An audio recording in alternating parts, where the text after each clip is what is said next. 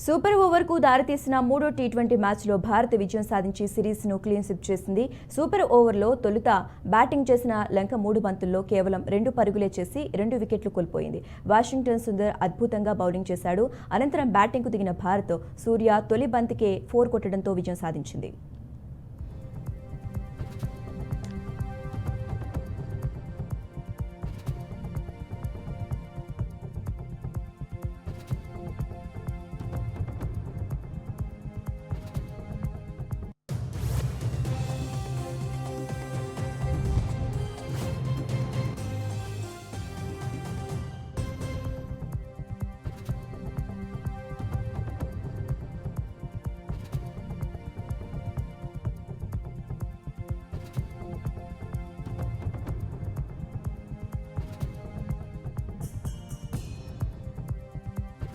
Super ఓవర్కు ముందు తొలుత batting చేసిన భారత్ 20 ఓవర్లలో 9 వికెట్ల నష్టానికి 137 పరుగులు చేసింది. శ్రీలంక 20 ఓవర్లలో 8 వికెట్లు కోల్పోయి 137 పరుగులు చేయడంతో మ్యాచ్ టై అయింది.